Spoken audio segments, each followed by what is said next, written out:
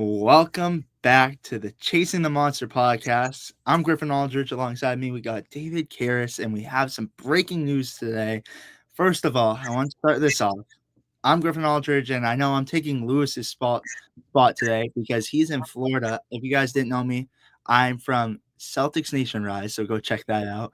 But on top of that, I want to say that because if you go over to Celtics Nation Rise, we posted a video at Disney World a couple weeks ago. Now Lewis is in there. Are we gonna get a Chasing the Monster Disney World video, David? Do you think so? I mean, Lewis, if you're watching this, we're putting the pressure on you. I mean, let's go. Like, just because you're on vacation doesn't mean you can't stop working. Like, this is a work trip, whatever you're doing.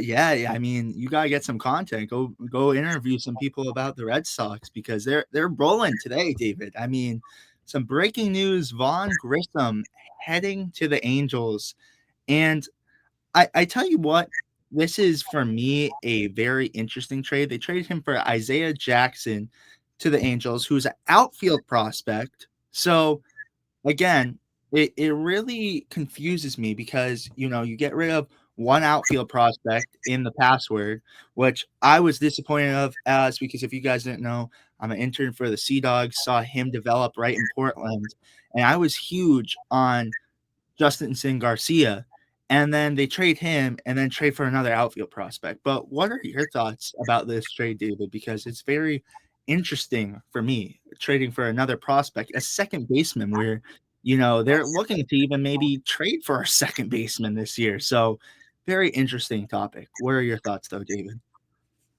Yeah, I mean, I'm honestly not surprised by it. Vaughn Grissom had been basically requesting his release from the organization for months now. There were some whispers in the organization that maybe we would move on from him as early as this most past deadline in August of this past season for the Sox. But obviously now that time has come for him, and now he's getting a fresh start in Los Angeles on the other side of the country.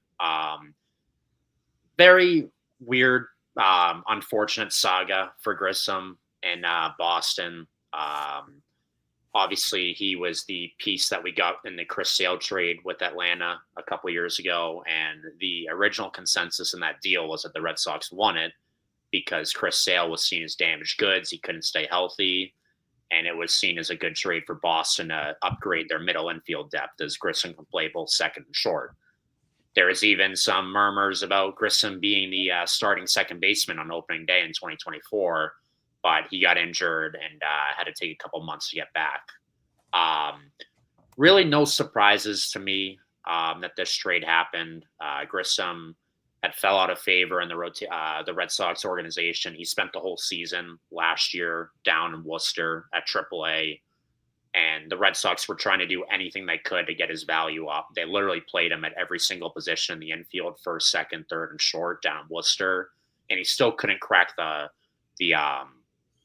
big league team last year, even with all the injuries and problems at first base. Like he probably could have taken Toro's spot or taken at bats from Gonzalez, but the fact that he didn't even get that chance just signals how the Red Sox viewed him and his future in the organization. So no surprises there. Bit of a shame because obviously we wanted more out of Grissom when we acquired him. But I do hope he does well in Anaheim. Maybe all he needs is a fresh start, but it's going to be interesting because he has to be on their major league roster because he's out of minor league options. So whatever the Angels do with him, he has to be on their major league team. Yeah, like you said, very interesting because again, too, he was the centerpiece for the Chris Sale trade, as you just mentioned, too. And it's like, it's basically I think a lot of that too is they were kind of we talk about this a lot up with CNR, but the reason I mention that is because the Celtics are known now for getting rid of salary because go check that out over the second apron, da da da. But ultimately, I think this was just a salary move because you like it was you don't bring back a lot of salary with Vaughn Grissom within that Chris Sale trade. And I think that was what it was. And you already mentioned too, David, another factor in that is Chris Sale looked like he was on his way out. Like there didn't look like a lot left of Chris Sale, and then he magically revived. And He it won was the Cy Young. Nobody could have seen that coming. He won the Cy Young Award in 2024, and he was a solid pitcher again last year. And he did this in his mid to late 30s, which is very impressive. But yeah, to your point, no one saw that coming. And I think the big thing behind that too is, like, if you would have seen that, like, if you could have read into the future and say, "Hey, Chris Sale's gonna be a Cy Young pitcher next year," either the Red Sox are keeping him or they're trading him for a lot more value than just Vaughn Grissom, a guy who, like you mentioned, spent his whole season in Worcester. But what's your thoughts on the deal that we're getting back for Vaughn Grissom? Because there is a upside behind this, you mentioned, David. Yeah, I mean, we're getting Isaiah Jackson, who is a 21-year-old prospect who just got drafted in this most recent draft in 2025 in the MLB. We're picking up an outfielder. I mean, there's honestly not a ton to say about this move right now because this kid just played 10 games professionally after getting drafted at the high A level for the Angels, and he hit 219 in 10 games, 1 home run, 4 RBIs. Like, there's literally nothing I can take away from that. I mean, we'll learn more about him. I'm assuming he's going to report to probably Greenville to start, and maybe he'll work his way up. But, he was the number 25 prospect in the Angels system. I don't really know a ton about him. I think I read something where he's a scout said that he has a ton of power and he could potentially become a power hitter down the line. But this is just one of those moves where you don't know if this guy is going to be able to contribute 4 or 5 years down the line or 6 or 7 years down the line, or is he just going to be used as a throw in for a future trade as a prospect that can intrigue another team? So honestly, you can't really grade trades like these, and the MLB is very particular in that way because you don't know what prospects are going to pan out and which ones aren't. But yeah, I mean, just a move that doesn't move the needle, in my opinion, for either teams. Yeah, because I feel like Vaughn Grissom, he was upset with the organization. Like, it seems like he wanted out, and he, like you mentioned, David, he wanted a fresh new start. And this is a guy where the only thing I really see is trade value because, again, like you said, if he comes up in the next 4 or 5 seasons, you don't know what the outfield will even look like. We might not even have great outfield depth. But the thing that I'm curious about is why get rid of the password if you're gonna already get another prospect for the outfield. But again, that's a whole different situation. Like, Lewis and I actually talked about that just recently about, trading the password, how this is an impact that could affect the game now. But this guy who we're getting is a guy who, like you said, is going to spend a lot of time in the minor leagues, might not even see the MLB field for the Red Sox. I feel like this is a guy who, they could see be a trade asset piece. But yeah, what are your thoughts? Well, right. That's exactly it. To your last point, like your boy down in Portland, James. What was his name? I don't want to mess James up his name. Tibbs. James Tibbs. I remember I James screwed Tibbs up his the name once when we third. were talking. I mean, he was seen as a centerpiece with a little bit of upside in that Devers trade, and I mean, he probably would have at least had a chance to crack an MLB roster in the next couple of years because he's already in Double A. And then whatever it was, less than 2 months later, he gets flipped for Dustin May. So I don't know. You just don't know with things like this. But I'm all for hauling up as much depth in the farm system as we can. Yeah. The farm system has taken a little bit of a hit recently, nothing crazy, but it never hurts to keep rebuilding your prospect basis. Oh, and you mentioned it. I mean, Roman Anthony's up, Marcelo Meyer. You have guys like the password who's on his way out. Like, yeah, you still have like Blaze Jordan got traded. And we also gotta mention that too, because that's also some news is uh who is the pitcher that we got in the Steven Blaze? Matz, he signed Yes. a 2-year deal with the Rays. So let's talk about that for a minute too, David. What were your thoughts after that deal? Because I feel like, I I don't know what Blaze Jordan's gonna do. I'm high on Blaze Jordan. I got to see him a lot, but I think, shipping out Blaze Jordan for a guy who just helped you in a season that, all right, you proved something with a wild card, but you didn't really have him long term. I don't know how high I am about that trade now. Like, I think it was kind of a waste of a trade, Yeah, I mean, I had no issues with how Matt's performed for us. I think the door was open for a return, but when we traded for him, we knew that the possibility of it just being a rental was pretty strong, and that's what it was. I mean, Steven Matz only pitched a couple months for us. He's he's a solid bullpen piece. He's a lefty. His stats were very solid. I mean, obviously he's getting up there in age, but I had no issues with the way he performed with us.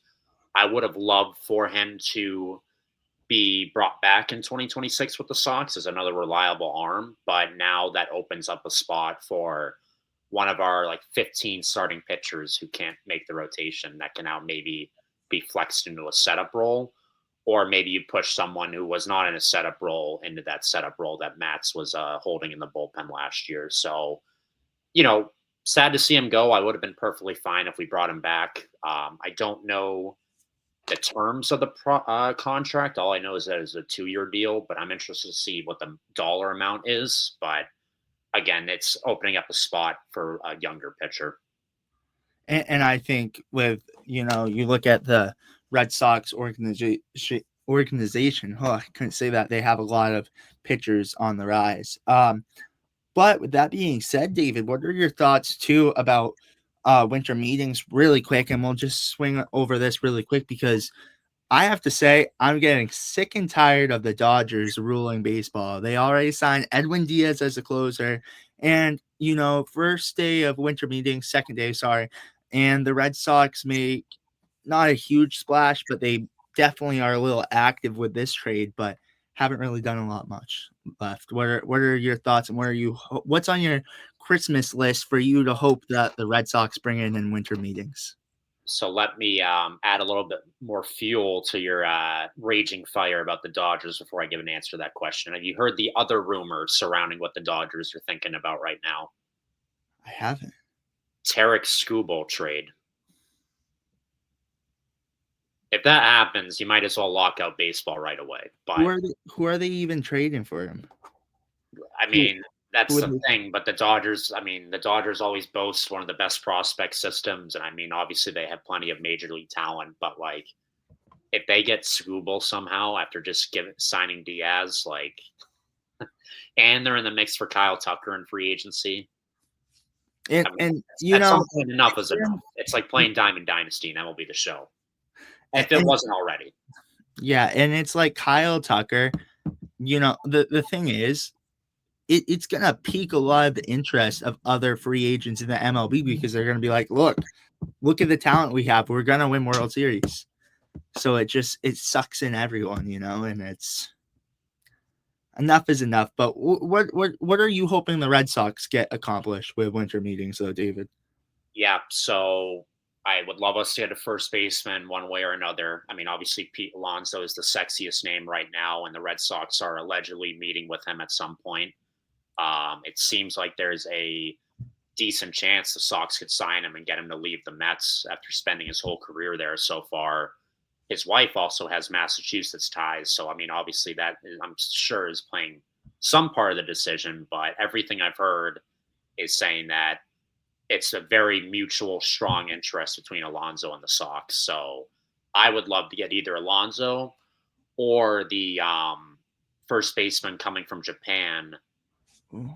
There's two of them, Munetaka Murakami and Kazuna Okamoto. Apologies if I butchered those names, but Murakami is the younger, more all or nothing player to describe it, where has better, he has a lot of power, but he strikes out a ton. His strikeout rate, I think, is around like 30% in the Japan League, which is like crazy high, like Bobby Dahlback numbers. No disrespect to Bobby Dahlback, but I don't know if I want to go down that route, even though he is only 25. Okamoto is 29, and he doesn't strike out as much, and he has very similar power to Murakami. And his estimated salary per year is like 15 to 20 million at most, whereas Murakami could be closer to 25, 30 million. So I personally would be happy with either Alonso or Okamoto being our first baseman next year. I lean Alonso just because I think he would be an incredible fit with the Green Monster. We need a righty bat in the lineup to balance out all the lefties we have. And Okamoto is also a righty. and he's got versatility defensively. He could play third or first, but you just don't know with these guys coming from overseas how that's going to translate to the MLB. So that's the only thing that's holding me back on that. But my Christmas list is Alonso and then re-sign Bregman. I think my ideal 2026 Red Sox infield here is Bregman at third. I want Meyer to play short, but it's going to be Story at short. Breslow already announced that. Meyer and Romy Gonzalez platoon at second. So you have Meyer bat against righties and Romy bat against lefties, and then Alonso at first. And here's an interesting one too. Here's something that I think is hilarious, but also it's kind of telling. I don't know if you saw the rumor that the Red Sox are trying to acquire Kyle Teal back from the White Sox. Yeah. That's the second catcher we've been linked to this offseason with JT Realmuto of the Phillies. So I don't know if we're trying to upgrade from Connor Wong at the catcher position. That's something that's interesting to me. We still have Carlos Narvaez, right? We So do. you're trying to go with a guy. Right, Yep. Narvaez and Teal, allegedly. But I'm all for that. I don't know what it would take to get him back. I think it'd be so funny if we get Teal back. But I'm looking for that. And then we got to trade an outfielder, maybe for more pitching depth, maybe for like a bullpen arm. Or maybe we could trade Duran and a move to get Ketel Marte from the Diamondbacks. That's a move that's being rumored. Bo Bichette, we had a Zoom call with. I would love to get Bo Bichette. I would love to get Bo Bichette to play second. I do not trust him at shortstop, or he won't play shortstop, but I don't trust Bo Bichette at third. But I don't know. I like Ketel. That's my move I would love. I think that would be a great fit at second, but to be honest, I'm trying not to get hurt again from the Red Sox because obviously the Red Sox have loved disappointing us fans besides last season for the 3 off seasons prior. But I feel good about the Red Sox trying to compete again. And then, we'll see what they do with the starting pitching. I think another move has to happen just because of how many starting pitchers we have. I think we trade some of our depth, aka some of our quantity, to get more quality. I still think we're trying to get a number 2. I don't know if Sonny Gray's that guy. So we'll see. But I do think that the dominoes are going to start to fall very soon. And I'm cautiously optimistic about what the Red Sox do this winter, to be honest. I agree. The only thing that I really got hit by was Kyle Schwarber going back to the Phillies. I was hoping that could possibly be a thing. But, you said it perfectly, David. But do you have any final thoughts before we close this out? No, I just think more moves are going to start happening. These winter meetings are going on for a few more days, and I don't know if do you know who Scott Boras is? The most legendary MLB agent. He made a 6-7 joke with the Red Sox today. I don't know if you saw that. I didn't. You gotta hit us with it. He said when he was talking to the media, he's like, the Red Sox. I've been in contact with the Red Sox a lot. I've been in contact with them regarding 6 or 7 players to try and improve their organization. So he has to know what he's doing when he says that. Even though he's like 72 years old, he has to know what he's doing with that. He got to. But David, you said it right there. The Red Sox need to make 6 or 7 moves this offseason. Oh, dude. It's like a tradition in every episode we do together. And Lewis, if you're watching this, we want a Disney World vlog.